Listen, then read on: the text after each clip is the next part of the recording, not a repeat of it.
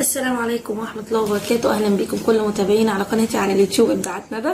النهاردة جايبه لكم فكرة جديدة يعني هي مش فكرة جديدة بس اكتشفته يعني قريته على النت يعني، وحسيت ان يعني كلنا ما نعرفش المعلومة دي يعني.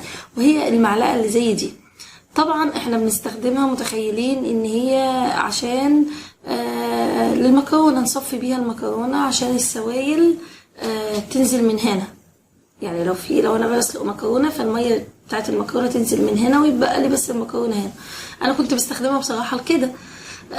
طلع بقى الموضوع مختلف تماما، وطلعتش المعلقه الفاتحه دي عشان كده للاسف يعني، ما طلعتش عشان كده ولا حاجه. امال طلعت عشان ايه؟ خلونا نشوف. طلعت عشان نحط فيها المكرونه اللي بالشكل ده عشان نعرف الفرد يكفيه قد ايه، عشان الوجبه بتاعتي انا او الكميه الكافيه ليه من المكرونه قد ايه.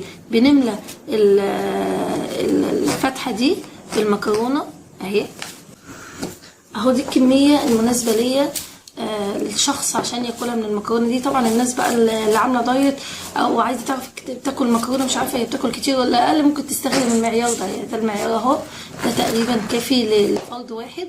بنسلقها زي ما هي كده بقى، ويبقى كده عندنا الكميه المناسبه لشخص لفرد واحد بس من المكرونه.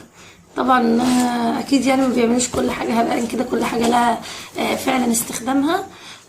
ودي كانت استخدام المعلقه اللي فيها فتحه من هنا. وعرفنا دلوقتي عشان لما نيجي نجيب حاجه دلوقتي بعد كده في المطبخ، اي ادوات من ادوات المطبخ، نبقى عارفين كل جزء استخدامه ايه. معلومه بسيطه حبيت اعرفها لكم، وان شاء الله اشوفكم في فكره تانيه وفيديو جديد على قناه ابداعات ندى. وما تنسوش تدعمونا باللايك والشير والسبسكرايب. ودمتم في رعايه الله، والسلام عليكم ورحمه الله وبركاته.